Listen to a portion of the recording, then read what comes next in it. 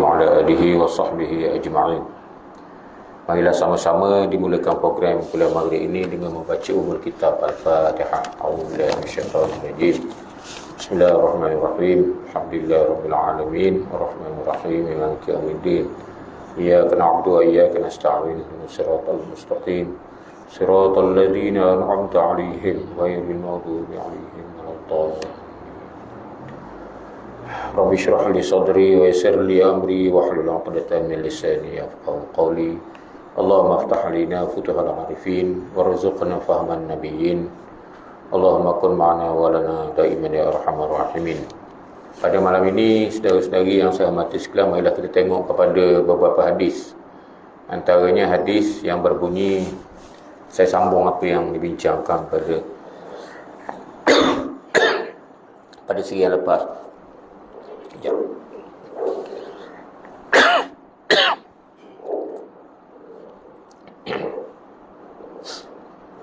Itu hadis an Muaz bin Jabal radhiyallahu anhu qala Rasulullah sallallahu alaihi wasallam, man kana akhiru kalamihi la ilaha illallah dakhala al-jannah. Rawahu Abu Dawud wal Hakim wa huwa hadits sahih. Daripada Muaz bin Jabal radhiyallahu anhu, beliau berkata, Rasulullah sallallahu alaihi wasallam bersabda, sesiapa yang akhir perkataannya sebelum meninggal dunia adalah la ilaha illallah, iaitu maksudnya tiada Tuhan melainkan Allah, maka dia akan masuk syurga. Hadis riwayat daripada Abu Dawud, Al-Hakim, dan hadis ini adalah sahih. Syarah hadis. Hadis yang ringkas ini tetapi padat, hadis yang ringkas tetapi padat ini mampu membawa mesej yang sangat besar tentang kasih sayang Allah terhadap hamba-Nya yang berfirman, yang beriman. Hadis ini menunjukkan bahawa detik-detik terakhir kehidupan seorang adalah sangat kritikal. Berjaya mengucapkan kalimah syahadah di saat kematian adalah tanda seseorang itu penakhiran yang baik ataupun husnul khatimah. Okey. Itu hadis ni pelik juga bunyinya, iaitu orang yang kata orang yang terakhir sekali bunyi ataupun kalimah terakhir keluar daripada mulut seorang tu adalah la ilaha illallah, dia akan masuk syurga. Macam mudahlah kita katakan orang tu nak masuk ke dalam syurga, sedangkan syurga tu mahal. Nilaian dia tidak boleh kita nilai dengan amal-amal soleh kita, tak cukup lagi sebenarnya. Tapi Allah dengan kasih sayang dia, dia benarkan orang-orang yang beriman dan beramal dengan amal soleh dapat masuk ke dalam syurga Allah Subhanahu wa taala. Jadi dalam hadis ni kata bahawa siapa yang kalimah terakhir dicakap sebelum daripada dia mati adalah la ilallah. Biasanya kalau orang sakit disebut la ilaha illallah, maka orang tu akan masuk ke dalam syurga. Jadi ada beberapa tafsiran lah, tafsiran yang disebutkan di sini. Saya tak sebut habis lah, saya hanya menyebutkan satu je, iaitu nombor 2 tu, iaitu bukan senang nak dapat ataupun nak luahkan perkataan la ilaha illallah pada masa nazak. Bukan senang. Dia adalah satu kesimpulan daripada perjuangan hidup. Maka apabila kita ni hidup dengan beriman, kita hidup dengan amal soleh, apa sahaja cabaran yang kita hadapi, kita pulangkan kepada Allah, kita pulangkan kepada agama Allah, kita rojok kepada Islam, kita rojok kepada hadis, kita rojok pada Al-Quran. Bila kita berjaya apa semua tu, maka kesimpulannya orang tu dia mudah nak mengucap 2 kalimah syahadah. La ilaha illallah. Mudah. Jadi sebab tu kita kena cari jalan lah, supaya kita ni, orang panggil apa, mudah nak kata la ilaha illallah tu. Jadi kalau lah sebelum ni kalau kita sebelum ni kurang memberi komitmen kepada ajaran Islam, kita kena berubah lah.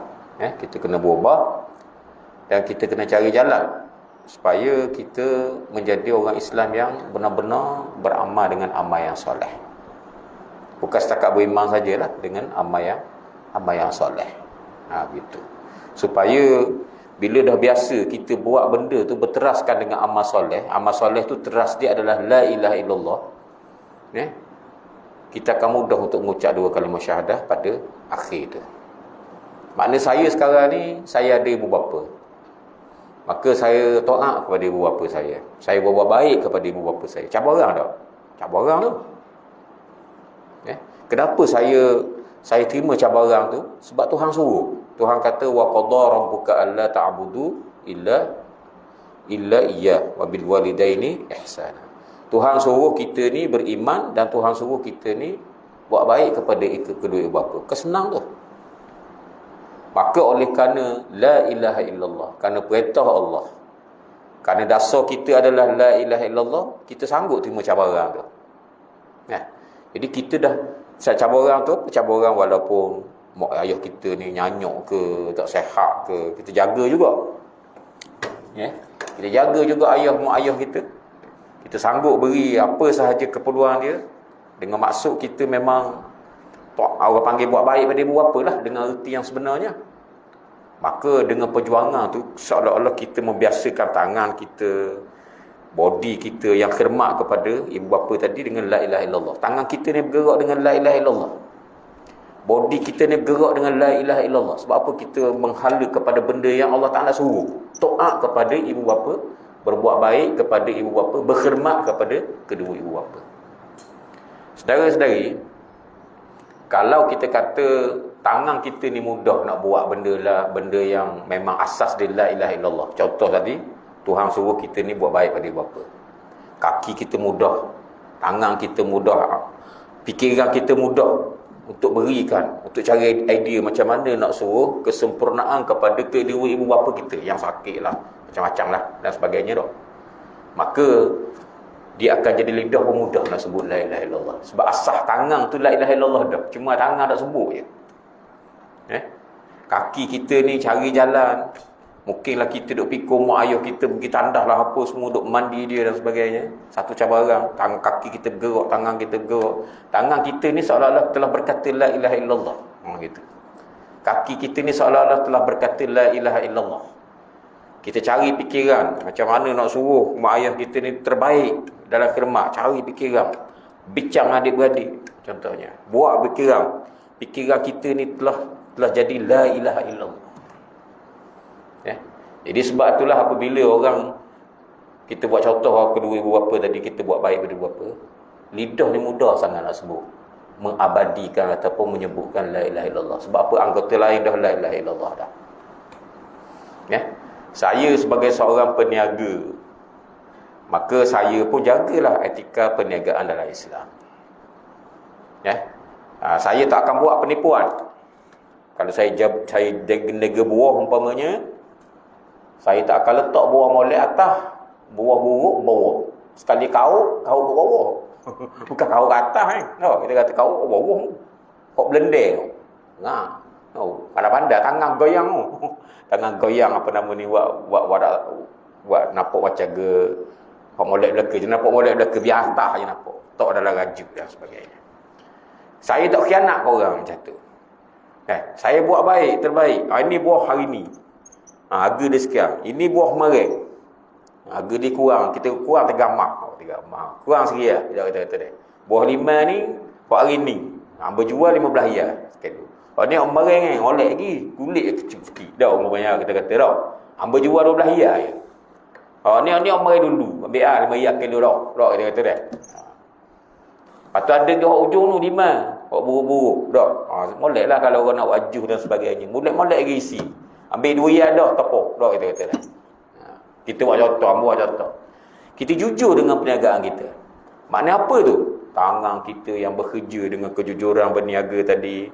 Lidah kita yang bercakap dengan benda yang baik. Kita tak menipu fikiran kita ni, tak menipu orang. Minda kita tak tipu orang. Memang nak jujur. Maknanya minda kita telah berkata la ilaha illallah. Tangan kita ni telah berkata la ilaha illallah. Proses perniagaan kita telah berkata la ilaha illallah. Kita buat semua kerana Allah. Maka orang macam ni insya-Allah lidah dia mudah nak mati tu, mudah sebut la ilaha illallah. Macam lidah ni kesimpulan daripada komitmen menjadi seorang Islam yang baik pada masa hidup. Faham tak maksud saya tu? Kita buat contoh dari perkara je, buat mudah je. Tak lah kita kata nega. Gitu gini kok dia hak buruk lah sebagainya dak. Gitu. Jadi itu saya nak sebut kan. Kalau kita kerja sebagai kaki tangan kerajaan, dak umpamanya kita tak curi tulang. Makna dia sikap kita tu adalah la ilaha illallah. Bos kata apa, selagi mana tak bercanggah dengan Islam, kita terima arahan tu. Sebab apa? Sebab itu adalah walil amri dalam jabat kita. Walil amri, bos tu walil amri jabat kita tau. Nak kalau kita kerja kerajaan dah, pengaruh dan sebagainya. Maka sikap kita tu telah la ilaha illallah. Bos kita suruh buat gini, selagi mana tak bercanggah dah.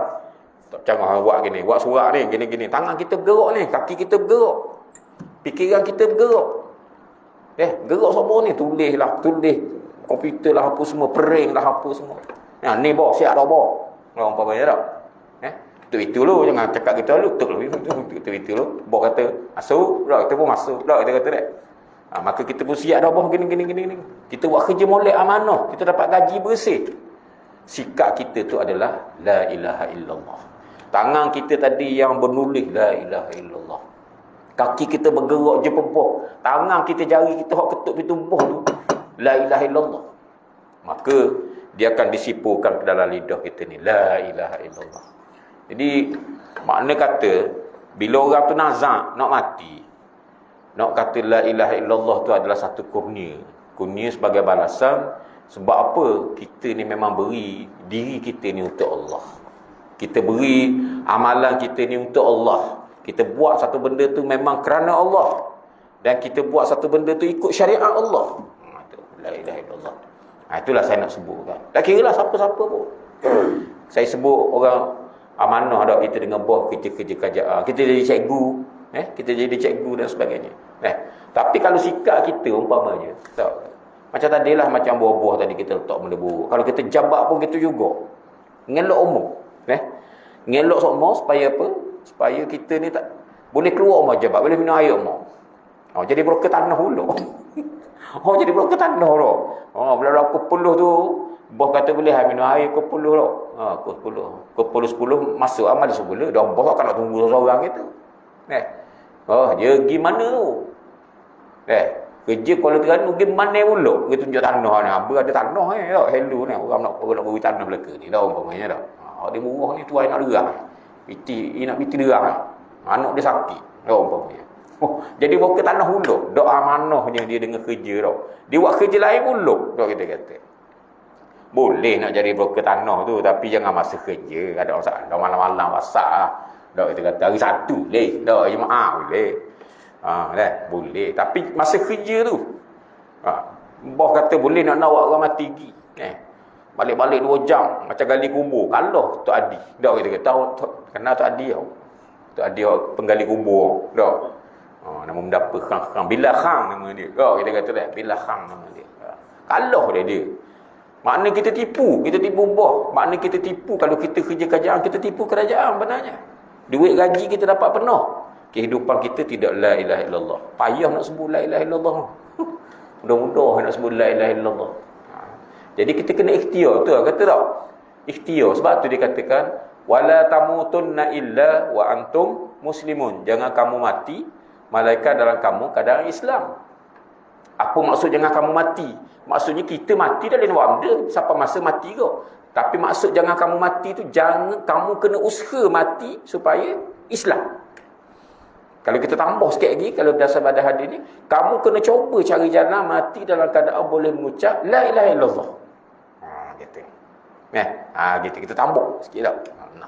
Jadi itulah saya nak sebutkan betapalah hadis ni dalam sebenarnya pengertian dia la ilaha illallah. Bukan senang orang akhir sekali nak sebut la ilaha illallah. Apa dia buat? Benda semua maksiat jenis buat. Tak kita kata dia. Habis tak kita kata habis. Sebelum nak mati tu masuk makan modoh. Masuk makan modoh. Kami lembek pula ada tak kita kata dia. Seleway duit tu, seleway duit ni dan sebagainya. Contohnya lah. Mudah-mudahan tak ada dah berlaku dah. Itu alok-alok je kita buat contoh je lah. Gitu. Waktu nak sebut la ilaha illallah guna tu. Jadi macam mana ni? Mungkin bila saya cakap gini akan timbul satu perkiraan dalam fikiran. Lawan aku lah mening. Saya pun fikir kau diri saya ni. Guna aku lah mening. Aku lah mening guna tu maksudnya kalau kita ni kerja-kerja agak dulu lah. Komitmen tak beri sepenuhnya. Kadang-kadang kita ni keluar, tapi keluar tak ada sebab lah. Tapi rasa-rasa macam tak sedap juga. Kerja saya sebagai mufti dulu dah. Orang tanya jawab, tak boleh pakai ingat. Dalam kitab ni, dalam kitab pakai gitu. Dia kena tunjuk bukti. Kitab terhak bukan ada dalam jabat belaka. Kadang-kadang pukul 3 pun kena balik. Pukul 4 malam bulan. Pukul 5.30 bawa balik. Bawa balik betul. Kita kata dah. Kadang-kadang kita pun bila di rumah tu kadang-kadang kita rasa ada gak curi-curi sikit tau. Rasa cuba dah tak curi tu, ada gak curi sikit-sikit tau. Dalam duk belek-belek buku kelak umpamanya. Kita tak sedar terang waktu kita ambil kira gak dah. Maknanya banyak juga makna kita ni. Bapa kelak. Buat kerja sungguh lah sikit tau kita kata dah. Padahal bukan sengaja pun Jadi kita kata bahawa kita tak boleh lari daripada benda-benda macam tu. Dan kita bila sebut hadis ni jadi kita dan bila sebut tafsiran tadi kan kita rasa macam berat nak ngucap la ilaha illallah tu lah. Ke mana? Berat tu.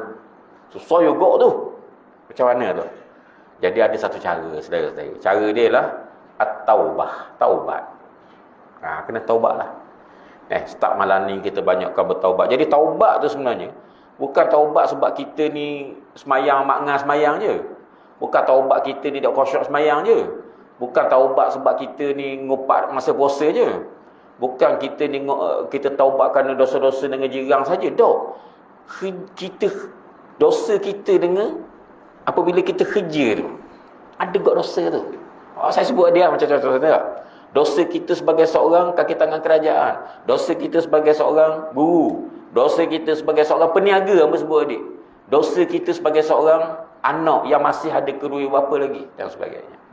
Dosa kita. Jadi kita buat mana ni? Ada peluang rupanya. Peluang ni berapa? Wasari'u ila maghfiratin min rabbikum wa jannatin 'arduha as-samawati wal ardh. Iaitulah cepat-cepatlah kita ni kembali kepada Allah. Kena taubat, istighfar banyak-banyak. Jangan kita kata, aku semayang tak khusyuk istighfar. Bukan waktu je, hok bangang kerja tau. Bangang kerja kita tu hamba sebut tadi dah contoh-contoh. Itu pun kita kena bertaubat kepada Allah Subhanahu wa taala. Itu satu. Yang kedua, kalau tafsiran yang disebutkan dalam kitab Qawaid fi Takfir, Abu Hulaimah nama pengarang dia. Dasarkan kepada tafsiran yang dibuat oleh Umar Ibn Khattab radhiyallahu anhu. Apa tafsiran dia? Dia katalah man kana akhiru kalamihi la ilaha illallah dakhala jannah. Hadis yang saya sebut tadilah, siapa yang akhir kalam dia adalah la ilaha illallah dia masuk syurga. Tafsiran dia macam mana? Masuk syurga tu adalah janji Allah. Itu garanti ya. Kita kata dalam bahasa mudah kita dah. Bahasa mudah tak apa saya sebut tu, bahasa mudahnya garanti lah. Orang yang kata la ilaha illallah tu garanti lah masuk syurga. Tapi tafsiran yang dibuat oleh Sayyidina Umar, bila masuk syurga tu? Adakah lalu? Adakah lepas pada keseksa dulu? Adakah lepas pada masuk neraka dulu? Adakah selepas daripada beribu-ribu tahun di Siratal Mustaqim dulu ke mana? Itu tafsiran. Jadi ikut Sayyidina Umar, masuk syurga tu macam garanti lah. Sebab janji Allah, orang tu beriman masuk syurga lah. Tapi nak masuk syurga tu kemungkinan masuk neraka dulu. Jadi maksud hadis ni, man kana akhiru kalamihi la ilaha illallah, barang siapa yang kalimah akhir la ilaha illallah dakhala jannah, masuk syurga. Garanti masuk syurga akhir, tapi tidak garanti tidak akan diseksa sebelum masuk syurga. Betul tak? Gitu. Jadi itulah saya nak sebutkan ada dua tafsir lah kenaan dengan hadis yang kita bincang pada malam ini. Begitulah. Kemudian kalimah la ilaha illallah adalah kunci syurga. Sesiapa yang menutup lembaran hidupnya dengan mengakui keesaan Allah, dia dijanjikan syurga. Para ulama menjelaskan, ada yang terus masuk dalam syurga tanpa azab, supaya saya sebut tadi, jika dia bertaubat nasuha.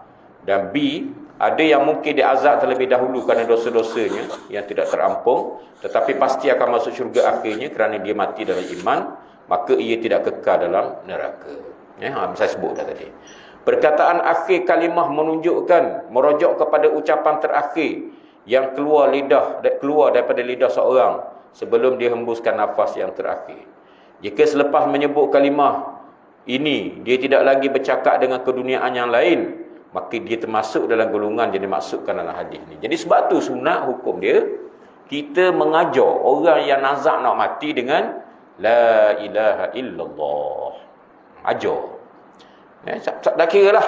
Sebenarnya orang nazak nak mati ni dia ada dua keadaan. Yang pertama dipanggil, keadaan pertama alam syahadah. Yang kedua dipanggil alam muayyanah. Jadi dengar tak? Tak jadi dengar. Alam syahadah ni, dia nazak nak mati. Nyawa dia dah cabut dah sikit-sikit. Tapi tak sampai lagi sini. Tak sampai ke halqum. Dipanggil gor-gorah. Tu orang panggil alam syahadah. Orang mati tadi, orang yang nazak tadi, dia sedar lagi dunia ni. Dia sedar lagi siapa mari ke apa semua. Dia ahli dunia lagi lah. Kadang-kadang dia pesang ke apa semua. Tu pula lah, keadaan tu lain lah.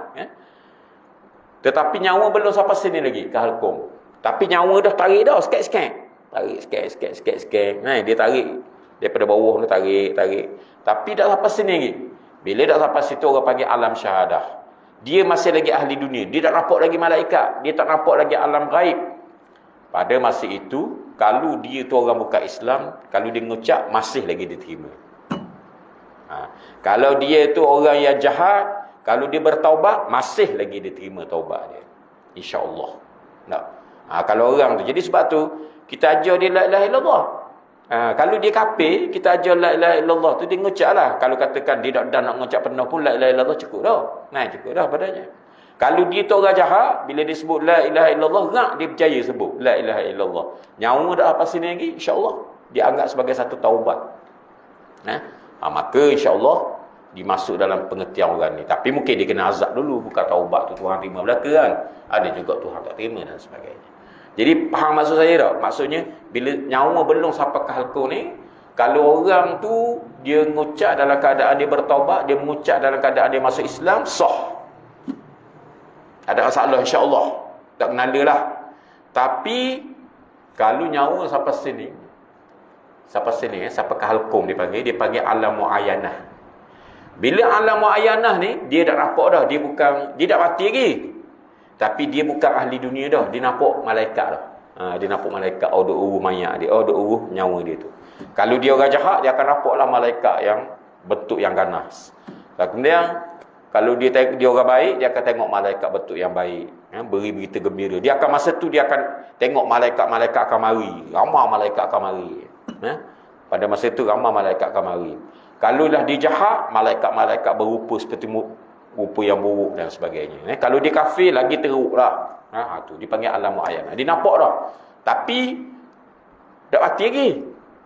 Dia tak mati lagi. Dipanggil alam muayyanah. Kalau alam muayyanah ni, dia putus dah dengan kita ni. Dia putus dah dengan orang duduk sekeliling, duduk baca Yasin ke apa semua tu. Dia putus dah.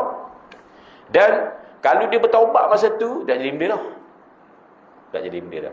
Dan kalau dia masuk Islam masa tu, takdirkan dia masuk Islam masa tu, dah terima dah Islam ni habis dah. Sebab apa? Dia tengok malaikat dah. Bila tengok malaikat, tengok alam gaib besar.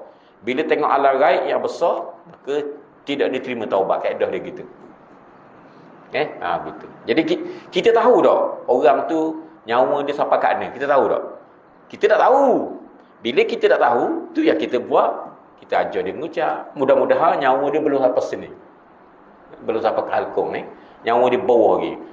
Masa tu kalau dia kata la ilaha illallah tu, kita ajar dia sebut la ilaha illallah, beruntunglah dia. Jadi kita tak tahu dekat mana tahap nyawa dia dekat mana, melepasi halqum ataupun belum melepasi halqum. Jadi pada masa tu kita ajar je. Mudah-mudahan kalau belum melepasi halqum, insya-Allah dia anggap satu benda yang baik, husnul khatimah. Tapi kalaulah kita baca Yasin bukan setakat kita ajar la ilaha illallah, kita baca Yasin. Bila kita baca Yasin, insya-Allah kalau nyawa dia belum sampai sini, rahmat turun. Jadi kemungkinan ringan azab, orang panggil apa? Ringan sakit mati tu ringan. Ingat sikit. Tapi kalau halqum dah, nyawa sampai halqum sini, kalau kita baca Yasin untuk mengurangkan lagi nazak dia. Mengurangkan lagi nazak dia. Jadi ala kuliahnya kita baca Yasin. Kemudian kita ajar la ilaha illallah. Kita baca ayat-ayat Quran ke dia. Dan oleh kerana kita tak tahu, kita pakai ajar lah. Mudah-mudahan nyawa dia belum lagi sampai sini. Kalau dah sampai sini, nak buat guna itu ketentuan daripada Allah Subhanahu Wa Taala. Nah, itu saudara-saudara yang berkait dengan la ilaha illallah ni. Jadi kita kena tahu dua alam tu, alam muayyanah dengan alam syahadah. Kita tak tahu hakikat berlaku pada mayat tu. Tapi bila dah nazar tu kita ajar, mana tahu belum ke sini. Belum apa sini dia. Bila sampai sini tak boleh benda dah. Tak boleh buat benda dah, kosong lah. Kalau dia taubat pun tak jadi benda. Kalau dia masuk Islam pun tak jadi benda dah. Kalau nyawa sampai di situ. Itulah penting kita kena tahu jugalah. Okey. Tapi jangan pula kita agak tengok dia gerok sini. Kamunya nyawa pasti ni dah saja lah. Dah dia kata dah. Janganlah. Kita gerok sini mungkin dia dah harga. Mungkin kita dah kata kita jangan agak pun. Jangan kita pula buat hukuman. Tengok nyawa dia kat mana. Pok jalan dah orang nazak ni, orang mati ni, orang sakit ni. Tengok tu gerok pipi tu. Nyawa apa pipi tu. Pipi lepas pada aku dah. Sampai ajar lah. Sampai ajar dia. Lok gitu, lok bodoh je bagi. Itu mungkin gerok pipi tu sebab dia lalak ke apa ke, kita tak tahu dah. Jadi sebab tu kita tak tahu. Jadi kita ajar je lah. Sampailah ke dia mati. Mati betul-betul. Bila mati betul-betul, makna orang yang mati betul-betul ni, mata dia tak naik ke atas. Naik ke atas, kemudian baru dia tutup. Tu mati betul tu. Mati betul, kemudian adalah tanda-tanda bawah ni dia jatuh dan sebagainya. Ada tanda-tanda lain. Antara tandanya ialah mata tu dia akan naik ke atas. Sebab apa mata naik ke atas? Mata tu dia akan tengok ruh cabut. Ruh dia dekat ke langit. Dia akan nampak. Jadi sebab tu dalam hadis beritahu, inna ruh idza qubida tabi'ahu al-basar. Sesungguhnya roh apabila keluar je, dicabut oleh malaikat, mata pun tengok roh tu, tengok. Macam babai itulah, macam babai macam tu. Dia tengok roh dia rupa macam mana. Masa tu dia nampak roh dia rupa macam mana. Gemuk ke, kuruh ke, lebar ke, besar ke, kecil ke, kita tak. Jadi ada cerita kat orang, apa? Nak cerita kat orang pun, lepas pada tu dia mati tak? Mati dah kau. Mati nak cerita gua ni tak, kita kata dah.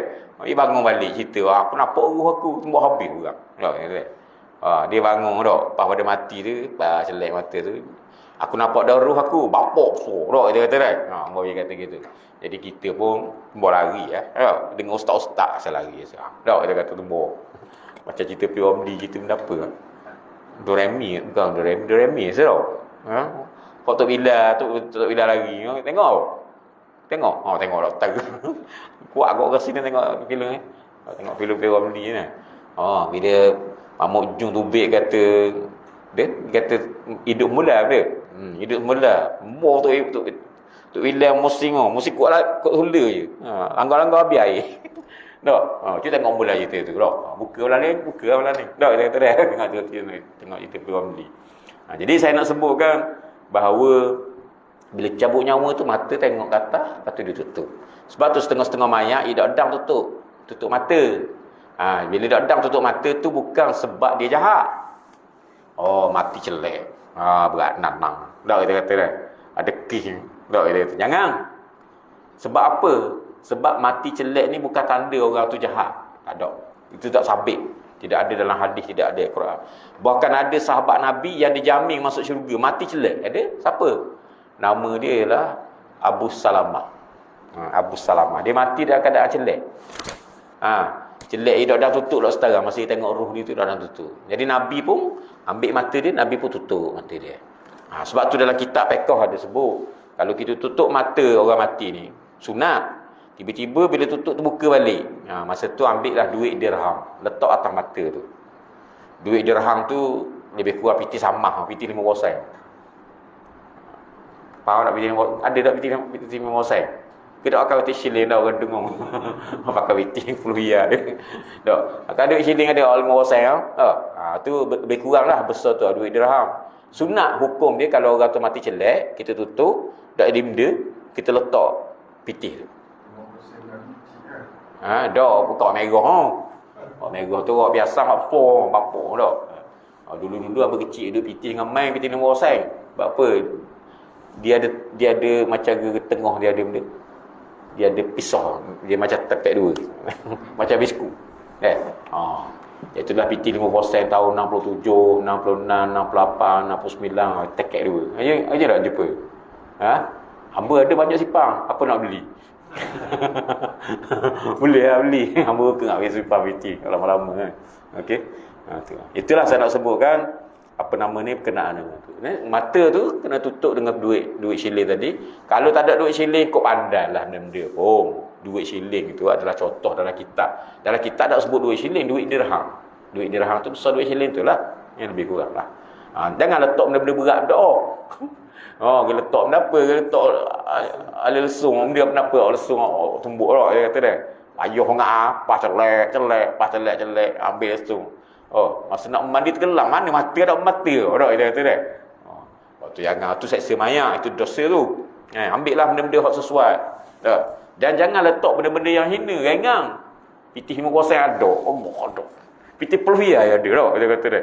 Kata ambil pendatang ni, ambil air ni tau. Letak atas mata tu. Janganlah. Haram. Sebab hina. Itu tak sakit. Tapi hina mayat. Hina mayat ni haram. Tak boleh lah. Ni ambil ambil ni letak atas ni. Ataupun ambil gelas cik ni tau. Gelas air tak ada air ni. Letak atas mata. Apa kata orang? Diwasiat ke warna? Tak kata dia. Tak. Mata dia kata itu tak boleh. Itu hina mayat. Dia tak boleh haram hina mayat. Seksa mayat. Tak boleh. Jadi kalau PT 5% tak ada seksa benda-benda. Nak suruh tutup je.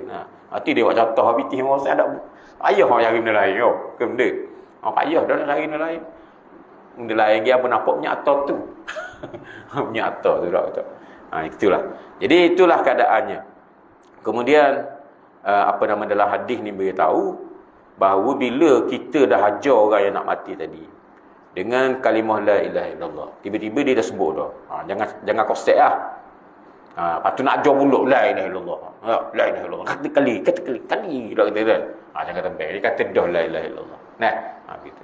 Jadi saya sebut dah tadi, untuk kita jadikan la ilaha illallah tu lidah mudah untuk kita sebut masa nak mati, amalkan satu perkara saya sebut tadi, biarlah hidup kita ni hidup yang bermanhaj dengan manhaj la ilaha illallah.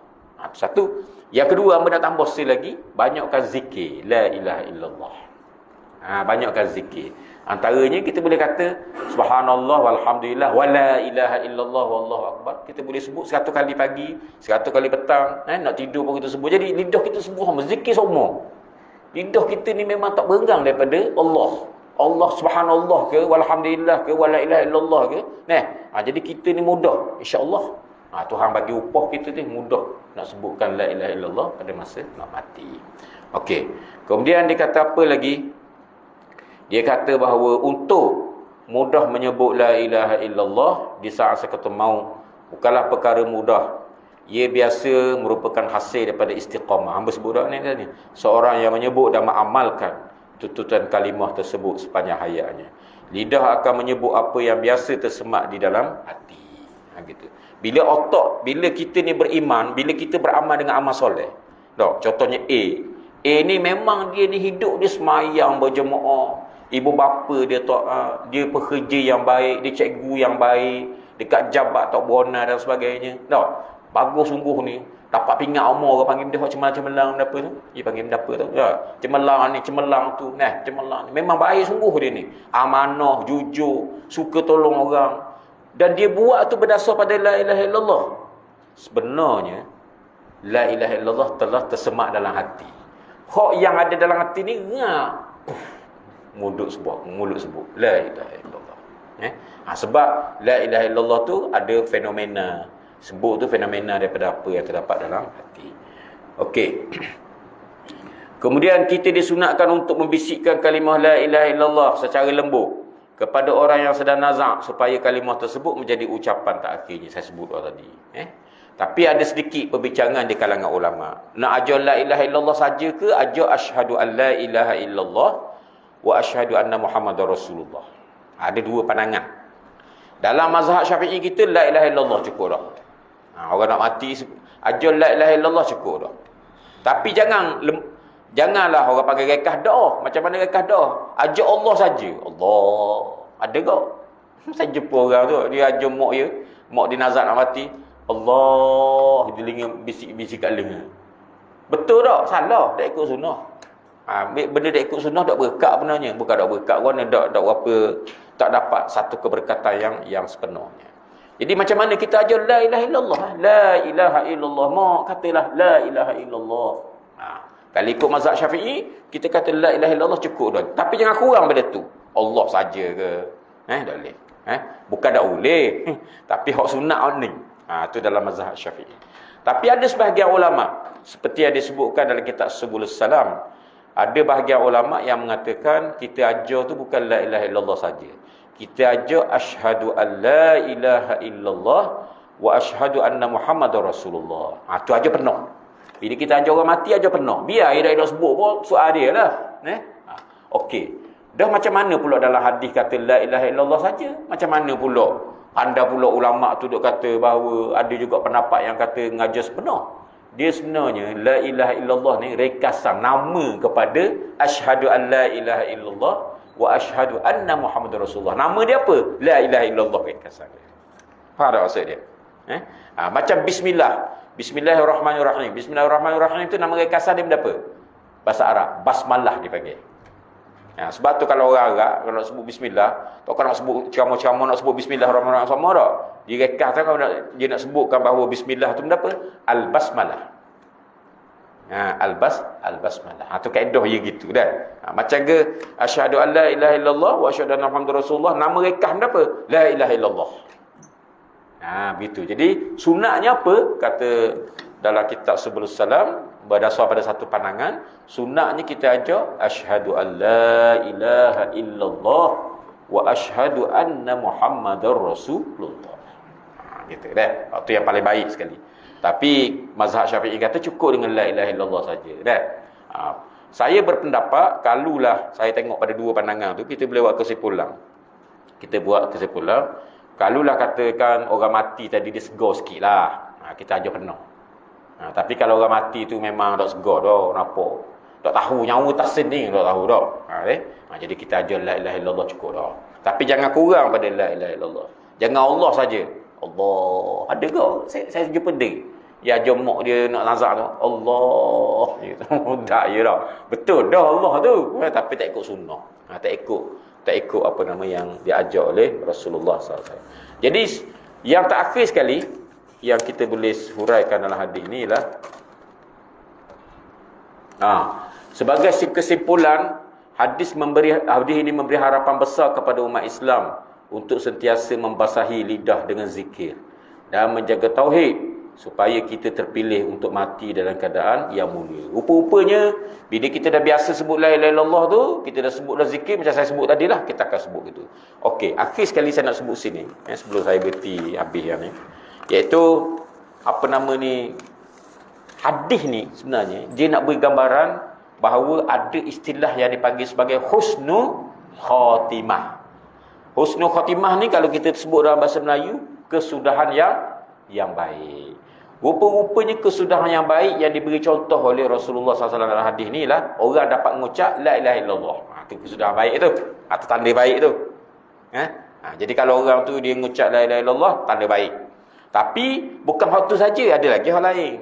Tanda-tanda baik husnul khatimah ni ada lagi hal lain. Contohnya kenapa? Contohnya ialah kata Imam Nawawi dalam kitab Majmu' dah. Dia kata apa? Iaitulah kalau orang tu dia mati fi amakin al-muqaddasah. Kalau orang tu mati di tanah-tanah suci, mati Mekah, tu tanda baik. Ataupun tak mati Madinah, tu tanda baik. Sebab apa? Sebab ada hadis. Nabi kata man istata'a yamut bil Madinah falyamut fiha. Iaitulah siapa yang boleh mati, kalau boleh dia tu, kalau dia tu beri harapan, berdoa untuk mati di tanah suci tu, tanah Mekah ataupun tanah Madinah, tak apa. Biar kalau dia boleh mati situ, matilah situ, kata Nabi. Sebab apa? Sebab orang yang mati di Mekah ni, di Madinah ni, fa inni asyfa'u lahu, asyfa'u liman yamutu fi biha. Iaitulah aku dapat beri syafaat kepada orang yang mati di Madinah ataupun di Mekah. Boleh, tapi jangan bunuh diri. Siap dah, makan dah pay sini. Belum pergi umrah makan pin biar apa? Biar mati gerang dah kita kata dah. Makan pin coy. Senangnya makan pin nak tunggu mati Panadol makan 12 hotel. Dah kata dah. 12 hotel 2 jam. Macam cerita perabot berapa tu ada cerita tau. Yang hari pendek ni makan obat. 12 hotel 2 jam kali dah. Tu dia hang mati tu, kan? Dia bunuh diri dia tu dah. Bukan sampai pekat tu, kan? Gitu. Itu tanda orang mati baik. Ada tak kawan-kawan kita mati Mekah tu tanda baik tu, terpilih tu. Terpilih tu, kesenang tu. Gitu. Yang kedua ialah orang mati pada malam Jumaat ataupun pada hari Jumaat. Sebab dalam hadis mengatakan mamata yaumal jum'ah au lailatal jum'ah waqahu Allah min azabil qabr. Barang siapa yang mati pada malam Jumaat ataupun hari Jumaat, Allah Taala akan selamat dia daripada azab kubur. Ni orang Islam lah. Dia mati hari Jumaat ataupun malam Jumaat. Tapi ada syarat yang disebutkan ulama. Dia mati tu dalam keadaan dia taat pada Allah. Doa mati. Mati malam Jumaat, mati mengepik. Naik motosikal dak. Negak. Dak kita kata dah, negak. Mati dalam negak gitu lah. Dak kita kata malam Jumaat, molek dia dak. Gari dak membayar, isteri dak membayar. Dak kita kata dah. Mak ayah cakap mak ayah kasar dan sebagainya, mengepik, molek ada. Negak. Dak kita kata. Saya cuba kalau nak negak atas foto, tak boleh. Buat apa? Tua dah, dah. Kita kata orang negak kuat. Rupa-rupa tu bila tengok orang negak tu orang kuru. Orang kuru, orang kecil. Kita negak nak balik foto dah, kita kata dah. Mana dia seni juga tu. Yang kata tak seni, orang negak motor ni seni, tapi salah tepatnya ni. Seni ni biarlah kita salur pada kesenian. Bukan seni ni kita salur kepada kematian. Begitulah, begitu. Jadi kalau mati orang Jumaat, orang tu beriman, orang tu amal baik, insya-Allah dak mengalir tu tanda baik tu. Yang dikatakan hari Jumaat tu gua ni. Hari Jumaat tu yang start daripada garik kami sampai ke garik esok. Garik bila garik malam satu tu dak Jumaat dah lah. Habislah. Itu yang dikatakan hari Jumaat. Tapi ada juga pandangan kedua. Dalam kitab Kashful Rabi'ah dia ada sebut, iaitu dia katakan hari Jumaat tu start daripada zuhur kami. Zuhur hari Khamis tu start Jumaat, orang panggil Jumaat dah. Masuk zuhur hari Khamis, tu Jumaat dah kira. Sampai bila? Sampailah subuh hari Sabtu. Mana subuh hari Sabtu tu, malam Sabtu tu subuh tu sampai ke subuh. Bila bang subuh habis hari Jumaat. Itulah kata hari Jumaat. Jadi waktu pandangan tu tak ada nas yang kuat. Jadi kita nak pandangan nas yang kuat macam mana? Pandangan pertama. Hari Jumaat tu ialah start pada hari Khamis garik tu sampai garik esok. Garik esok tu malam satu tu habis dah. Habis dah untuk dikari hari Jumaat. Itulah. Kemudian yang ketiganya ialah orang yang mati dalam keadaan mana tadi? Orang yang mautul mukmin irqum bil jabin. Iaitulah orang mati kita nampak dia ada peluh dekat dahi. Itu di antara mati yang husnul khatimah. Dia mati dah, apa pada mati tu kita tengok kesak. Kita kesak peluh ada dia kok. Tu tanda baik tu. Tanda baik. Tu disebut dalam hadis. Sebab apa tu? Orang mati dia ada dia bertarung dengan kesakitan. Bila dia bertarung dengan kesakitan tadi, dia sabar dengan kesakitan itu dan dia beriman, dia ada peluh pada masa itu, itu di antara tanda yang baik. Kemudian di antaranya lagi ialah mati dalam keadaan beribadat, mati dalam rukuk, mati dalam sujud. Dan ada lagi mati dalam keadaan menunaikan amanah walaupun amanah keduniaan. Mati dalam kerja.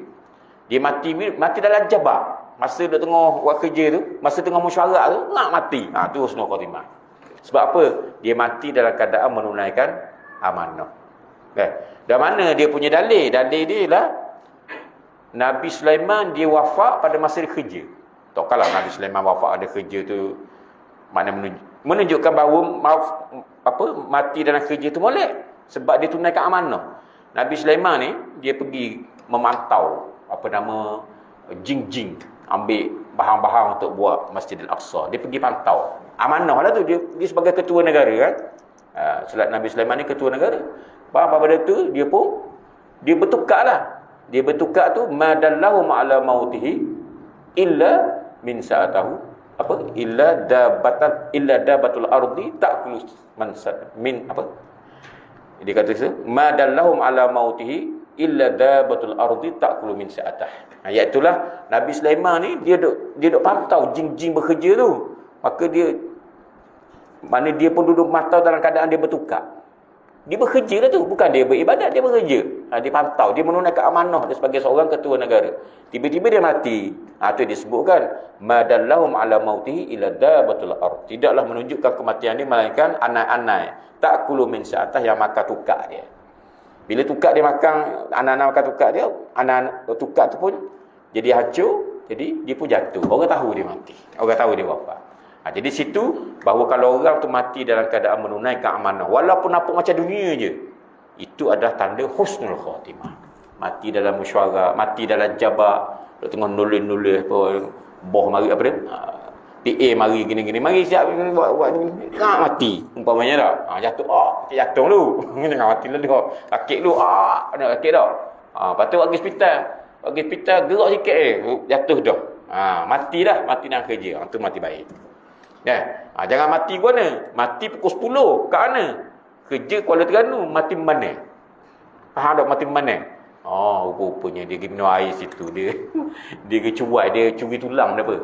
Curi tulang. Mati. Tu bukan husnul khatimah, itu balik tu su'ul khatimah. Wabillahi taufiq wal hidayah. Assalamualaikum warahmatullahi wabarakatuh. Bismillahirrahmanirrahim. Alhamdulillah Rabbil Alamin. Wassalatu wassalamu ala Rasulillah wa ala alihi wa sahbihi ajma'in.